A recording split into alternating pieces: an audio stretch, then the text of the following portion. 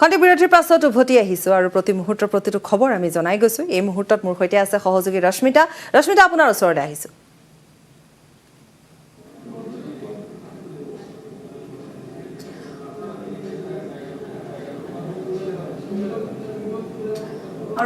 আৰু নিশ্চয় পাপৰিয়ে দেখিবলৈ পোৱা গৈছে সময় যিমানে আগবাঢ়ি গৈছে সিমানে আঁতৰত দেখিবলৈ পোৱা গৈছে যে উৎকণ্ঠা বৃদ্ধি পাইছে প্ৰাৰ্থীসকলৰ মাজত যে কি হ'ব। সময় যিমানে আগবাঢ়িছে বৰ্তমান 4:30 গতিকে 6 বজালৈকে সময় আছে ভোটদান সাব্যস্ত কৰিবলৈ। ইতিমধ্যে আমি জনাইছোঁ যে 47টা সমষ্টিত বিভিন্ন অঞ্চলে অঞ্চলে বৰ্তমান প্ৰাৰ্থীসকলৰ মাজত উৎকণ্ঠা বৃদ্ধি পোৱা পৰিলক্ষিত হৈছে আৰু বিভিন্ন প্ৰান্তত য'ত এতিয়া দেখিবলৈ পোৱা গৈছে ভোটাধিকাৰ সাব্যস্ত কৰাৰ পিছতো বৰ্তমান প্ৰাৰ্থীসকলে সাধাৰণ জনতাৰ সৈতে শাৰী পাতি তেওঁলোকে ভোটাধিকাৰ সাব্যস্ত কৰাৰ পৰিলক্ষিত হৈছে। আৰু বিশেষকৈ এবাৰ দেখিবলৈ পোৱা গৈছে যে উজনি অসমত বা উত্তৰ অসমত কি হ'ব তাক লৈ যথেষ্ট উৎকণ্ঠিত সকলো জনতা, যিহেতু বহুকেইগৰাকী ৰাষ্ট্ৰীয় নেতাৰ এবাৰ আগমন ঘটিছিলে। 47টা সমষ্টিত তেওঁলোকে প্ৰচাৰ অভিযান চলাই গৈছিল। গতিকে কি হ'ব ৰাষ্ট্ৰীয় নেতাৰ আগমনে এই ৰাজনৈতিক প্ৰেক্ষাপটত আগন্তুক নিৰ্বাচনত, অৰ্থাৎ এইটো নিৰ্বাচনত কি প্ৰভাৱ পেলাব সেয়া নিশ্চয়কৈ লক্ষণীয় হ'ব। আমি বাট চাব লাগিব 2 মে'লৈ। 2 মে'তহে জানিব পৰা যাব আচলতে যে 47টা সমষ্টিত এইবাৰ ভোটাৰে কাক নিজৰ প্ৰতিনিধি হিচাপে নিৰ্বাচিত কৰিব। নিশ্চয়কৈ আমি দেখুৱাম যে 2016 বৰ্ষৰ যি তুলনা সেয়া 2016 বৰ্ষত কেনেধৰণে আচলতে দেখিবলৈ পোৱা গৈছিল তাৰ এটা ছবি মই এই মুহূৰ্তত দেখুৱাব বিচাৰিম, যিখন আমাৰ সমীক্ষা, সেই সমীক্ষা অনুসৰি দেখিবলৈ পোৱা গৈছে যে ভাৰতীয় জনতা পাৰ্টীয়ে 74খন আসন তেওঁলোকে লাভ কৰিবলৈ সক্ষম হৈছিল। এয়া যদি আমি দেখুৱাইছোঁ গ্ৰাফিক্সৰ আকাৰত, আৰু কংগ্ৰেছে 26খন আসন লাভ কৰিছে, যদি ইতিমধ্যে তেওঁলোকে শতাংশ 30.93% ভোট লাভ কৰিছিল। বিজেপি প্লাছ অৰ্থাৎ বিজেপি মিত্ৰজোঁটৰ দলে লাভ কৰিছিল 74খন আসন, 37.6% তেওঁলোকে ভোট লাভ কৰিছিল। সমান্তৰালভাৱে AIUDFৰ ক্ষেত্ৰত যদি চাবলৈ যাওঁ, AIUDFে 13খন আসন লাভ কৰিছিল, য'ত 13.04% তেওঁলোকে লাভ কৰিছিল। BPFৰ ক্ষেত্ৰত চাবলৈ যোৱা যায়, যদি BPFৰ ক্ষেত্ৰত 12খন আসন তেওঁলোকে লাভ কৰিছিল, 3.93% তেওঁলোকে নিজৰ শতাংশ এয়া ভোটাধিকাৰ সাব্যস্ত কৰিছিল তেওঁলোকৰ সপক্ষত। আদাৰ্ছ অৰ্থাৎ অন্যান্য যি নিৰ্দলীয় প্ৰাৰ্থী 14.48% এয়া ভোটাধিকাৰ সাব্যস্ত কৰিছিল অসমৰ জনতাই। গতিকে নিশ্চয়কৈ লক্ষণীয় হ'ব যে 47টা সমষ্টিত কেনেধৰণে ৰাইজে নিৰ্বাচিত কৰে। আৰু এইবাৰ দেখিবলৈ পোৱা গৈছে কংগ্ৰেছ আৰু AIUDF দুটাকৈ বৰ্তমান মিত্ৰজোঁটত আবদ্ধ হোৱাৰ পিছত বৰ্তমান এই সমীকৰণে এতিয়া নিৰ্বাচনত কি প্ৰভাৱ পেলাব সেয়া নিশ্চয়কৈ লক্ষণীয় হ'ব। সেইটো সকলোৱে আমি পাপৰি জানো যে 47টা সমষ্টিৰ ভোটাৰে আচলতে নিৰ্ণয় কৰিব যে আগন্তুক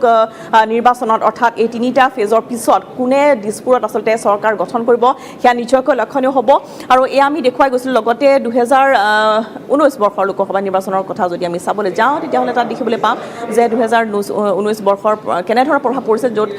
78খন আসন ভাৰতীয় জনতা পাৰ্টীয়ে লাভ কৰিছিল, কংগ্ৰেছৰ 26খন আসন। যদি আমি পাৰ্চেণ্টেজ হিচাপত ক'বলৈ যাওঁ, বিজেপি মিত্ৰজোঁটৰ 78খন আসন, য'ত তেওঁলোকে ভোট লাভ কৰিছিল 44.71%, কংগ্ৰেছৰ 26খন আসন তেওঁলোকে লাভ কৰিছিল 35.83%, লগতে AIUDFে লাভ কৰিছিল 12খন আসন, য'ত 7.89% তেওঁলোকে ভোট লাভ কৰিছিল। আদাৰ্ছ অৰ্থাৎ নিৰ্দলীয় প্ৰাৰ্থী অন্যান্য প্ৰাৰ্থীয়ে লাভ কৰিছিল 6খনকৈ আসন, 9.07%, BPF 4খন আসন, 2.50%। আৰু এবাৰ BPFৰ ক্ষেত্ৰত যদি চাবলৈ যাওঁ, গতিকে বৰ্তমান এতিয়া বিৰোধী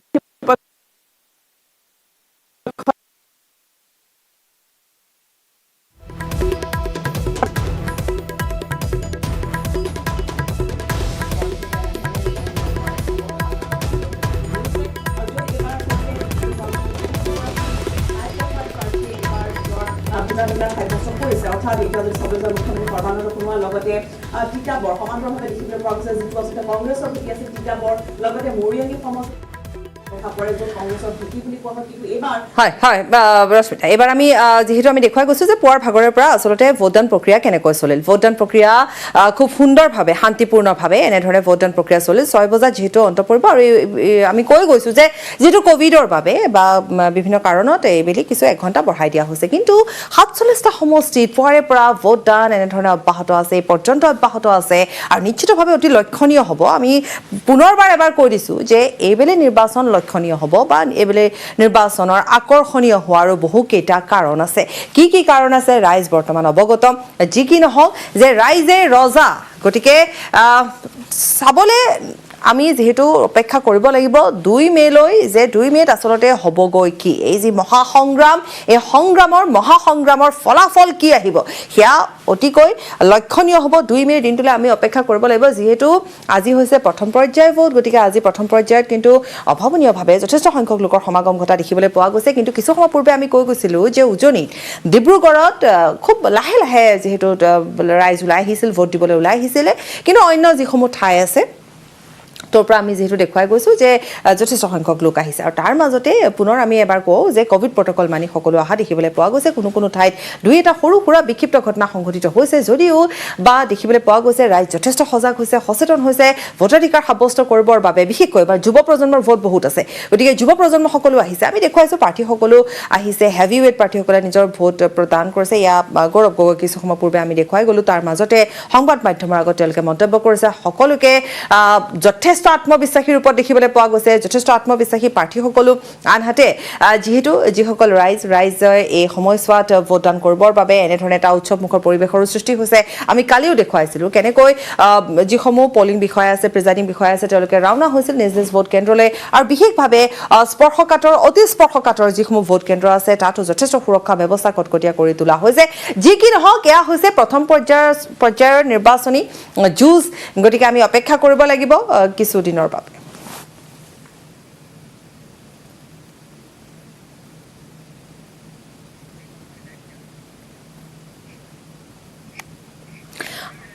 আৰু এই সময়ছোৱাত যেহেতু আমি কৈ গৈছোঁ যে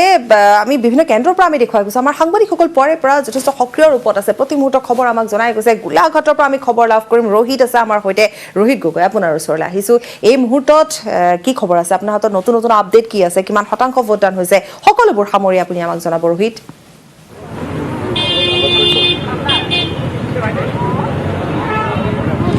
যেহেতু পাপৰি আমি কৈছোঁ যে পুৱাৰে পৰা আমি আচলতে প্ৰতিটো ভোট কেন্দ্ৰত গৈছোঁ ভোট কেন্দ্ৰত গৈ আমি আচলতে যিসকল ভোটাধিকাৰ তেওঁলোকৰ আমি প্ৰতিচ্ছবি দেখুৱাবলৈ আমি চেষ্টা কৰিছোঁ আৰু এই পৰ্যন্ত 65% গোলাঘাট সমষ্টিটোত 65% ভোটদান হৈছে 3 বজাৰ ভিতৰত আৰু আমি যিহেতু দেখিছোঁ যে এক উৎসৱমুখৰ পৰিৱেশৰ নিচিনা হৈছে যি আগতে ভয় বা শংকা আছিল সেই ভয় শংকা নোহোৱা হৈছে মানুহে সকলোৱে আচলতে তেওঁলোকে ভোটদান সাব্যস্ত কৰিবৰ বাবে ওলাই আহিছে আৰু এই মুহূৰ্তত আমি গোলাঘাট সমষ্টিত আছোঁ গোলাঘাট বিধানসভা সমষ্টিত কংগ্ৰেছ আৰু বিজেপিৰ এক তীব্ৰ প্ৰতিদ্বন্দ্বিতা হৈছে কংগ্ৰেছৰ প্ৰাৰ্থী বিতুপন শইকীয়া আমাৰ কাষত আছে আৰু বিতুপন শইকীয়াৰ পৰা আমি জনাৰ চেষ্টা কৰিম যিহেতু তেওঁ দীৰ্ঘদিন বিজেপি কৰি আছিল বিজেপিৰ পৰা তেওঁ কংগ্ৰেছলৈ আহিল কংগ্ৰেছৰ পৰা আহি তেওঁ প্ৰাৰ্থিত্ব লাভ কৰাৰ পিছতে তেওঁৰ লগত অজন্তা নেওগ যিহেতু তেওঁ কংগ্ৰেছ আছিল আৰু কংগ্ৰেছৰ পৰা তেওঁ বিজেপিলৈ আহিলে ইয়াৰ পিছতে এক তীব্ৰ প্ৰতিদ্বন্দ্বিতা হৈছে দুয়োৰে মাজত যিহেতু আপুনি আজি পুৱাৰে পৰা দেখিছে আপুনি নিজে ভোটদান কৰিছে আৰু ৰাইজে বহুত ওলাই আহিছে ভোট দিবৰ বাবে তো আপুনি কি দেখিছে প্ৰতিচ্ছবিখন কি ক'ব এই মুহূৰ্তত চাওক গোলাঘাটীয়া ৰাইজে এটা বেয়া পৰিস্থিতিৰ মাজে আজি নিৰ্বাচনটো পাইছে এই 27 তাৰিখে আজিৰ তাৰিখটোত যেতিয়া নিৰ্বাচন হ'ব এইটোক লৈ যোৱা 4 মাহে অন্তৰ্দ্বন্দ্বত আমি সকলো গোলাঘাটীয়াবাসী ৰাইজে ভুগি আহিছিলোঁ আৰু সেই সময়তে আমি আমাৰ যোৱাবাৰ কংগ্ৰেছৰ যিগৰাকী নেত্ৰী আছিল বিজেপিলৈ গ'ল আৰু আমাৰ বৰঘৰত ফেটিসাপ সোমোৱাৰ কাৰণে আমি কংগ্ৰেছলৈ গুচি আহিলোঁ ঘৰ যেতিয়া নাই এটা ঘৰ বাছি ল'লোঁ যাৰ নাম কংগ্ৰেছ এই জাতীয় কংগ্ৰেছে আমাক এটি ঘৰ দিলে থাকিবলৈ অৰ্থাৎ টিকটটো দিলে আমি ৰাইজৰ বিপুল দাবীত ভাৰতীয় জনতা পাৰ্টি মোৰ লগত থকা কাৰ্যকৰ্তাৰ সিদ্ধান্ত আৰু জাতীয় কংগ্ৰেছৰ কৰ্মীসকলৰ আহ্বানত আমি সিদ্ধান্ত এটা লৈ পেলাইলোঁ যে আমি এইদৰে অনাগত দিনৰ গোলাঘাটীয়া ৰাজনীতিত আমি গোলাঘাটৰ উন্নয়নৰ বাবে সকলো দিশতেই ৰাইজৰ লগত থাকি কাম কৰা আৰু সেইকাৰণে মই কংগ্ৰেছৰ প্ৰাৰ্থী হিচাপে ইয়াত থিয় দিছোঁ আৰু ৰাইজৰ বিপুল হেঁপাহ মৰমৰ দাবীত যেনেকৈ তেখেতসকল আনিছে তেনেকৈ উৎসৱমুখৰ এক পৰিৱেশ আমাক আঁকোৱালি লৈছে মৰম চেনেহত ৰাখিছে আজি ভোটাধিকাৰ সাব্যস্ত কৰিবৰ কাৰণে হাজাৰ হাজাৰ মানুহ ওলাই আহিছে আৰু তেখেতসকলৰ এটাই মন যে আমি এটা চেঞ্জ বিচাৰোঁ পৰিৱৰ্তন বিচাৰোঁ গোলাঘাট সমষ্টিত আমাৰ যিবিলাক সমস্যা আছে সমস্যা হৈ ৰ'ল আমি নতুন এখন মুখৰ দ্বাৰা আপুনি নিজে কিমান আশাবাদী মই 100% আশাবাদী আমি 30,000 ভোটত জিকিম আপুনি 30,000 ভোটৰ ব্যৱধানত জয়ী হ'ব নিশ্চিতভাৱে মই যোৱাবাৰ 5,214টা ভোটত মই হাৰিছিলোঁ তেতিয়া তেখেত কেবিনেট মন্ত্ৰী আছিলে 15 বছৰৰ আৰু ধনে জনে শক্তিশালীভাৱে তেওঁ শক্তিশালী স্থিতি আছিলে, চৰকাৰখন লগত আছিলে। তো গতিকে মই ভাবোঁ যে সেই সময়ত মই আহিয়েই কেইটামান ভোট 2608টা ভোট পালে মই জিকিলোহেঁতেন। আৰু আজিৰ তাৰিখত গোলাঘাট সমষ্টিত মই 5 বছৰ দিনে নিশাই কাম কৰিছোঁ। কৰা নাই উন্নয়ন অজন্তা নেওগে যিহেতু উন্নয়ন কৰা বুলি এটা নাম আছে, তেওঁ গোলাঘাটৰ বহুত উন্নয়ন কৰিছে। সেই উন্নয়নৰ স্বাৰ্থত ভোট দিব নে আপোনাক আচলতে কি স্বাৰ্থত ভোট দিব আপোনাৰ গোলাঘাট সমষ্টি ভোটাৰে? না চাওক, অসমৰ এগৰাকী কেবিনেট পৰ্যায়ৰ PWD মন্ত্ৰী হৈ পেলাই এটা সমষ্টিৰ যি সৰ্বাংগীন কিন্তু ৰোহিত গোলাঘাটবাসী ৰাইজে ধাৰাবাহিকভাৱে তেওঁৰ ওপৰত বিশ্বাস কৰিছে, গতিকে নিশ্চিতভাৱে বিতুপন শইকীয়াৰ বাবে এটা প্ৰত্যাহ্বান হ'ব পাৰে। সুযোগ পালোঁ যে এই যোৱা এই চৰকাৰখন অহাৰ সময়ত MLA আমাৰ হয় পাপৰি যিহেতু ক'ব লাগিব, আমি কৈছোঁ যে গোলাঘাট সমষ্টিটোতে এক তীব্ৰ প্ৰতিদ্বন্দ্বিতা হৈছে আৰু তীব্ৰ প্ৰতিদ্বন্দ্বিতাৰ মাজতে আচলতে বিতুপন শইকীয়াই নিজে আশাবাদী যে তেওঁ জয়ী হ'ব। ঠিক অজন্তা নেওগেও তেওঁ দাবী কৰে যে তেওঁ জয়ী হ'ব, কিন্তু এই মুহূৰ্তত আমি বিতুপন শইকীয়াৰ মতামত লৈ আছোঁ। বিতুপন শইকীয়াই তেওঁ নিজে কৈছে যে আচলতে অজন্তা নেওগে যিখিনি উন্নয়নমূলক কাম কৰিব লাগিছিল ঠিক তেনেধৰণে উন্নয়নমূলক কাম কৰিব পৰা নাই বুলি তেওঁ অভিযোগ উত্থাপন কৰিছে। আমি পুনৰ জনাৰ চেষ্টা কৰিম তেওঁৰ পৰা, যিহেতু আপুনি কৈছে যে কি কাম আচলতে কৰাত তেওঁ ব্যৰ্থ হৈছে। চাওক, বাট পথৰ পৰা ইত্যাদি কৰি সাৰ্বজনীন যিটো উন্নতি, গোলাঘাটৰ সীমা সমস্যা, পট্টাৰ সমস্যা, নিবনুৱা সমস্যা, উন্নত শিক্ষা ব্যৱস্থা, স্বাস্থ্য ব্যৱস্থা উন্নত কৰাৰ পৰা ইত্যাদি কৰি কৃষি ক্ষেত্ৰখনত নতুন কৃষি পদ্ধতি সংযোজন ঘটাই দুখীয়া কৃষকসকলক কিবা কৰা ইত্যাদি বহু সমস্যা আছে, নদী খহনীয়াৰ পৰা ইত্যাদি কৰি এই গোটেই সমস্যাবিলাক জৰ্জৰিতভাৱে আমাৰ আগত থিয় হৈ আছে। এইবিলাকক যদি আমি আঁতৰাই আমি আমাৰ মনৰ যিখিনি কথা আমি যিখিনি ভাবোঁ সেইখিনি কৰিব পাৰিলেহেঁতেন তেতিয়া ভাল আছিল, কিন্তু তেওঁ বিফল হৈছে। কেইটামান মন্ত্ৰী হোৱাৰ সুবাদতে যিমানখিনি কৰিব পাৰিলেন, কিন্তু তাৰ বিপৰীতে কেইটামান ৰাস্তা বনালে। আজি 15 বছৰত যিমান ৰাস্তা বনালে, 20 বছৰত যিমান বনালে, তাৰ বিপৰীতে খুমটাইলৈ যদি আমি চাওঁ 5 বছৰত এজন সাধাৰণ MLA তেখেতে যিমানখিনি কৰিলে এখেতে 20 বছৰত কৰা যিটো ছবি তাৰ লগত তুলনা নহয়। হয়, যিহেতু আমি বেলেগ আৰু তেওঁলোকৰ অনুৰাগী আছে বা শুভাকাংক্ষী আছে, তেওঁলোকৰ পৰা জনাৰ চেষ্টা কৰিম। যিহেতু আপুনি দিনটো আজি ঘূৰি আছে, কেনেকুৱা ভোট দিবলৈ মানুহে কেনেকৈ ওলাই আহিছে? চব পুৱা 7টা বজাৰ পৰাই মই নিজৰ ভোট সাব্যস্ত কৰিছোঁ। 7টা বজাতে 200 অধিক ৰাইজে চেণ্টাৰত আমি দেখা পাইছোঁ। গতিকে ৰাইজৰ যিটো বিপুল সঁহাৰি দেখিছোঁ আৰু আমি ঘূৰি ফুৰিছোঁ, ঘূৰি ফুৰোঁতে আমি টেবুলবিলাকৰ যিটো প্ৰতিচ্ছবি দেখিছোঁ, এফালে কংগ্ৰেছৰ টেবুল, আনফালে BJP টেবুল, কিন্তু BJP টেবুলত আমি দেখা পাইছোঁ মানুহ শূন্য হৈ থাকে, কিন্তু আমাৰ কংগ্ৰেছৰ টেবুলত বিতুপন শইকীয়া যোৱাৰ লগে লগে এটা মিটিং সদৃশ টেবুলত আমি মানুহ দেখা পোৱা গৈছে। গতিকে ইয়াৰ পৰা আমি বুজি পাইছোঁ যে বিতুপন শইকীয়া এবাৰ জিকাটো নিশ্চিত, অকল জিকাই নহয় বিপুল ভোটত জিকিব, সেইটো আমি আপোনালোকক আজি দাবী কৰি বিতুপন শইকীয়া কংগ্ৰেছৰ বিতুপন শইকীয়া BJP অজন্তা নেওগৰ উপৰিও আৰু এগৰাকী প্ৰাৰ্থী আছে অসম জাতীয় পৰিষদৰ ৰীণা শইকীয়া, তেওঁ ভোট পাবনে? চাওক, তেখেত এগৰাকী জাতীয়তাবাদী শিবিৰৰ বহুত দিন তেওঁ কষ্ট কৰি থকা এগৰাকী এই গোলাঘাট সমষ্টি। ৰোহিত নিশ্চয় এই মুহূৰ্তত আমি আপোনাক ধন্যবাদ জনাইছোঁ। আৰু এয়া আমি যিহেতু গোলাঘাটৰ পৰা দেখুৱালোঁ, পোনপটীয়া সম্প্ৰচাৰ আমি দেখুৱালোঁ, আৰু বিতুপন শইকীয়া এগৰাকী প্ৰাৰ্থীয়ে, গতিকে তেওঁ যিহেতু তাত উপস্থিত আছে, যথেষ্ট তেওঁ আত্মবিশ্বাসী। তেওঁ জনাইছে যে এইবেলি তেওঁ জয়ী হোৱাটো নিশ্চিত। যি কি নহওক, প্ৰত্যেকগৰাকী প্ৰাৰ্থীয়ে আত্মবিশ্বাসী, গতিকে সেই অনুপাতে আমি দেখুৱাই গৈছোঁ। আমাৰ সাংবাদিকসকল বিভিন্ন প্ৰান্তত আছে।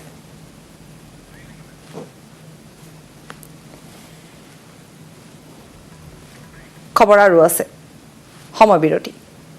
পাছত, আৰু এই মুহূৰ্তত আমি পোনে ৰশ্মিতাৰ কাষলৈ যাম। ৰশ্মিতা, সময় মাজত মাত্ৰ 1 ঘণ্টা বাকী আছে, গতিকে আৰু এবাৰ এটা ভাল লক্ষণ পাপৰি দেখিবলৈ পোৱা গৈছে যে ভোট কেন্দ্ৰসমূহত এবাৰ হিলদোল ভাঙি জনতা ওলাই আহিছে নিজৰ গণতান্ত্ৰিক অধিকাৰ সাব্যস্ত কৰিবলৈ। আৰু বিভিন্ন পক্ষই এতিয়া কৈছে যে চৰকাৰৰ বিৰুদ্ধে যেতিয়া আচলতে জনতাই মাত মাতে বা পদক্ষেপ লয়, তেতিয়াহ'লে তেওঁলোকে এই স্থিতি অৱলম্বন কৰে, অৰ্থাৎ ভোট কেন্দ্ৰত এতিয়া ভিৰ দেখিবলৈ পোৱা গৈছে। সময় খুব কম, কিন্তু থুৰতে মই উজনি অসমলৈ আপোনালোকক দেখুৱাব বিচাৰিছোঁ এখন ডাটা। উজনি অসমত কেনেধৰণৰ প্ৰভাৱ পৰিব পাৰে। 126টা সমষ্টি ইতিমধ্যে আমি সকলোৱে জানো, য'ত উজনি অসমত 2019 বৰ্ষত মই দেখুৱাই আছোঁ যে লোকসভা নিৰ্বাচনত কেনেধৰণৰ প্ৰভাৱ পৰিছিল। ভাৰতীয় জনতা পাৰ্টী আৰু মিত্ৰজোঁটে 45খন আসন লাভ কৰিবলৈ সক্ষম হৈছিল। কংগ্ৰেছে লাভ কৰিছিল 11খন আসন, আৰু ইফালে AIUDF আৰু BPF আসন শূন্য আছিল। সেইটো প্ৰভাৱ পৰিছিল উজনি অসমত লোকসভা নিৰ্বাচনত। কিন্তু এতিয়া যিটো সময় সলনি হৈছে বা বিভিন্ন পক্ষ দেখিবলৈ পোৱা গৈছে যে কংগ্ৰেছ আৰু AIUDFৰ মিত্ৰতা হৈছে, সেই মিত্ৰতা হোৱাৰ পিছত এতিয়া নিশ্চয়কৈ লক্ষণীয় হ'ব যে এই মিত্ৰতাৰ পিছত কেনেধৰণৰ প্ৰভাৱ পৰে। মই যদি উজনি অসমৰ কথা আপোনালোকক দেখুৱাই আছোঁ, উজনি অসমত 2016 বৰ্ষতো মই এই মুহূৰ্তত দেখুৱাবলৈ চেষ্টা কৰিম আপোনালোকক 2016 বৰ্ষত কেনেধৰণৰ প্ৰভাৱ আছিল ভাৰতীয় জনতা পাৰ্টীয়ে 74খন আসন লাভ কৰিবলৈ সক্ষম হৈছিল কংগ্ৰেছে লাভ কৰিছে 26খন আসন আৰু তাৰ বিপৰীতে AIUDF 13খন BPF 12খন আৰু অন্যান্য এখন আসন লাভ কৰিছিল আৰু এই মুহূৰ্তত মই দেখুৱাম যে ষ্টেট ৱাইজ অৰ্থাৎ ৰাজ্য বিশেষে বা জিলা বিশেষে কেনেধৰণৰ প্ৰভাৱ পৰা পৰিলক্ষিত হৈছিল ষ্টেট ৱাইজ যদি মই এখন ডিষ্ট্ৰিক্টৰ কথা দেখুৱাবলৈ চাওঁ তেনেহ'লে আমি দেখিবলৈ পাম যে কেনেধৰণৰ প্ৰভাৱ পৰিছে উজনি অসমত আৰু এইসমূহ আসন আমি তিনিচুকীয়াৰ কথা বা ডিব্ৰুগড়ৰ কথা আৰু আজি দেখিবলৈ পোৱা গৈছে যে বিভিন্ন প্ৰান্তত কেনেধৰণৰ প্ৰভাৱ পৰিছে সেয়া নিশ্চয়কৈ লক্ষণীয় হ'ব আৰু আজি সকলোৱে ভোটাধিকাৰ সাব্যস্ত কৰিছে নিজৰ শাৰীত থাকি তেওঁলোকে ভোটাধিকাৰ সাব্যস্ত কৰা পৰিলক্ষিত হৈছে পুনৰবাৰ আমি জনাব পাপৰি যে ভাৰতীয় জনতা পাৰ্টি বৰ্তমান মিত্ৰজোঁটত আবদ্ধ হোৱাৰ পিছতেই তেওঁলোকৰ এতিয়া ইয়াৰ আন্তঃগাঁথনি বা ইয়াৰ প্ৰভাৱ কেনেধৰণে পৰিব নিশ্চয়কৈ লক্ষণীয় হ'ব আৰু এইবাৰ ৰাষ্ট্ৰীয় নেতাৰ আগমনে ভাৰতীয় জনতা পাৰ্টীয়ে হওক বা কংগ্ৰেছতে হওক কেনেধৰণে প্ৰভাৱ পেলায় সেই নিশ্চয়কৈ লক্ষণীয় হ'ব আৰু এইবাৰ ষ্টুডিঅ'ত আমাৰ যিসকল অতিথি আহিছে তেওঁলোকে ইতিমধ্যে এটা কথা উল্লেখ কৰিছে যে ৰাইজে যেতিয়া হিলোল ভাঙি আসলে ভোটাধিকাৰ সাব্যস্ত কৰে নিজৰ গণতান্ত্ৰিক অধিকাৰ সাব্যস্ত কৰে কিন্তু তেতিয়া কিন্তু চৰকাৰৰ বিপক্ষেহে তেওঁলোকে ভোটাধিকাৰ সাব্যস্ত কৰাৰ পৰিলক্ষিত হয় আমি অপেক্ষা কৰিব লাগিব 2 মে পিছতহে জানিব পৰা যাব যে এই গণতান্ত্ৰিক অধিকাৰ সাব্যস্ত কৰাৰ পিছত 47টা সমষ্টিৰ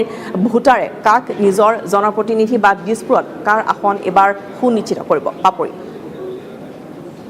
এয়া আছিল এটা সাধাৰণ সমীক্ষা যি আমি আমাৰ দৰ্শকসকলৰ বাবে আমি দেখুৱালোঁ আমি লৈ আহিলোঁ আৰু কিছু তথ্য সহকাৰে আমি আপোনালোকৰ ওচৰত ৰাখিলোঁ বিশেষকৈ আমি 2016ৰ সৈতে এক তুলনামূলক এটা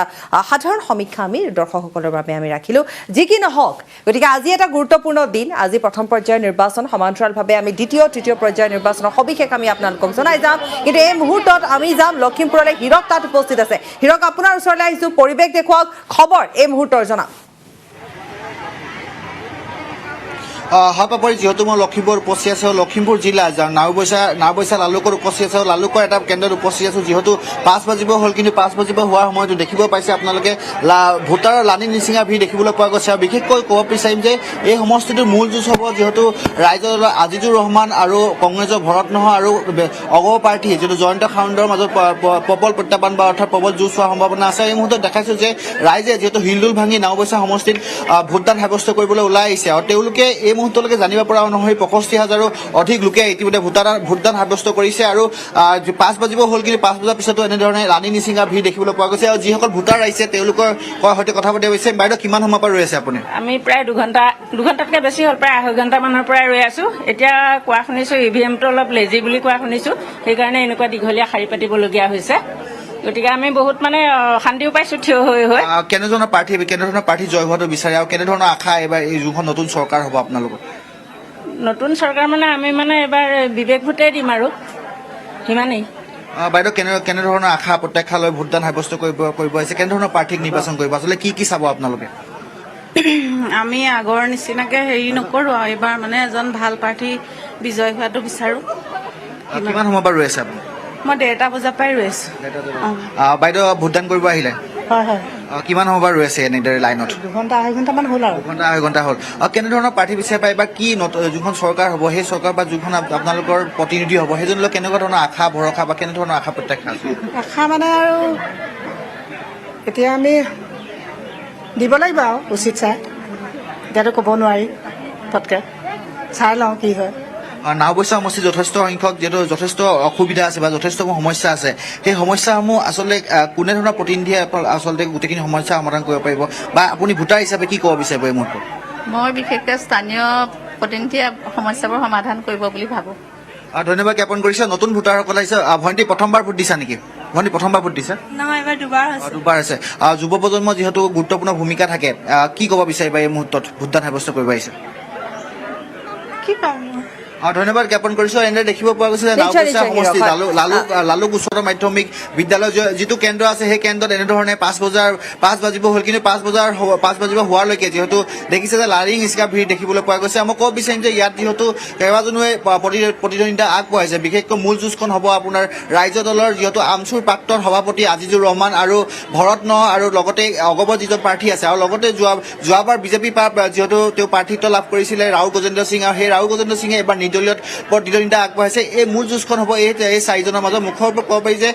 আজি যি নিৰ্বাচন সেই নিৰ্বাচনত সকলো সাতচল্লিছটা সমষ্টিৰ যি নিৰ্বাচন হৈছে সেই নিৰ্বাচনত সকলোৱে শিলডোল ভাঙি ওলাই অহা হীৰক আপোনাক ধন্যবাদ জনাইছোঁ। এয়া 9 বছৰৰ পৰা আমাক হীৰকে দেখুৱালে আৰু ৰাইজ এতিয়াও আছে, এতিয়াও তাত তেনেধৰণে শাৰী পাতি তেওঁলোক আছে। EVM কিছু পৰিমাণৰ তেওঁলোকে কোৱা অনুসৰি যে EVM কিছু বিকল হৈছে, গতিকে কিছু সময়ৰ পাছত তেওঁলোকে ভোটদান প্ৰক্ৰিয়া অব্যাহত ৰাখিব পাৰিব। যি কি নহওক সময় পুনৰ হৈছে চমু বাণিজ্যিক বিৰতি।